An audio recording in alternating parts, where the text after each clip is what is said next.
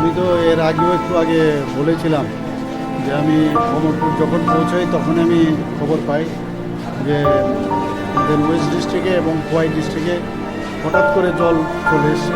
যা শুনলাম আমাদের ওয়েস্টে তো বড় মোড়াতে প্রচুর বৃষ্টি হয়েছে, যে কারণে এখানে বিভিন্ন জায়গায় জল জমে গেছে এবং 2024-এও কিন্তু এরকমই হয়েছিল, অগাস্ট মাসে হয়েছে। এখানে এলাম এবং সবাই এখানে কাজ করছে, আমাদের ডিএম সাহেব থেকে আরম্ভ করে আমাদের সেক্রেটারি থেকে আরম্ভ করে সবাই আছে। আমি ওখান থেকে টেলিফোনে ওনাদের সাথে আমি কথা বলেছিলাম এবং আমাকে যা বলা হলো এখানে ডেঞ্জার লেভেলের 11.22 ডেঞ্জার লেভেল থাকে মিটার, তার থেকে উপরে চলে গেছে। এখন আস্তে আস্তে করে 11.16 চলে এসছে, মানে আস্তে আস্তে রিসিড করছে। এটা মানে ভালো খবর যে অন্তত কমছে জলটা, বৃষ্টিটা আর হচ্ছে না। আমি জিজ্ঞেস করলাম যে ওখানেও কোনো বৃষ্টি হচ্ছে কি না এই খবরটা নেওয়ার জন্য পাহাড়ে, বলছে ওখানেও বৃষ্টি হচ্ছে না। তো আর এটা দেখা যাক, এখন রাত গেলে আমরা বুঝতে পারবো। তো বিভিন্ন শরণার্থী ক্যাম্প করেছে, খাবার দাবার এবং বিভিন্ন বাচ্চা যারা আছে তাদের দিক থেকে আরম্ভ করে সব দেওয়া হচ্ছে। এবং আমাদের যে ডিজাস্টার টিম তারাও কিন্তু নিয়মিত আছে, বোট লাগানো হয়েছে, বোটেও কিন্তু সব বিভিন্ন জায়গায় গেছে। আমার কেন্দ্র আছে এখানেও বিভিন্ন জায়গায়, এবং স্পেসিফিক কিছু বন্দাখাল থেকে আরম্ভ করে এইসব জায়গায় তো হয়। আমার বিধানসভার মতো আছে, খোয়াইও হয়েছে।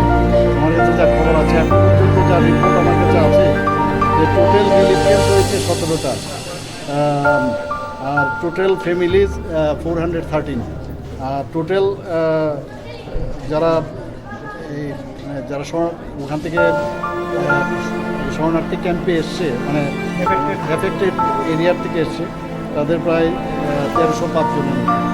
তো ওয়েস্ট ত্রিপুরা ডিস্ট্রিক্টে এবং খোয়াই ডিস্ট্রিক্টে দুটো জায়গায় এসছে। তো খোয়াই এতটা না যতটুকু আমাদের ওয়েস্ট ডিস্ট্রিক্ট হয়েছে। রাত গেলে আমরা বুঝতে পারবো।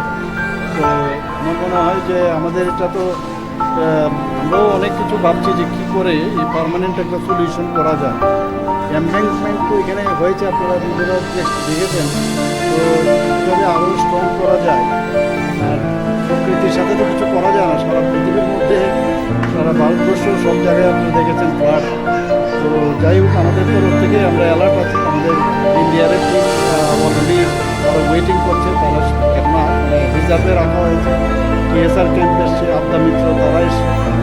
বিশেষ করে আমাদের যারা কাউন্সিলররা আছেন বিভিন্ন জায়গায়, তারা কিন্তু কাজ করছে।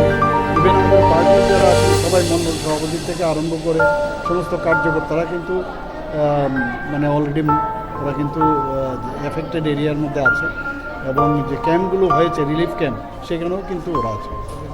আমরা দেখে রাখছি এবং খবর রাখছি, আস্তে আস্তে রিসিট করছে। দ্বিতীয় একটা খবর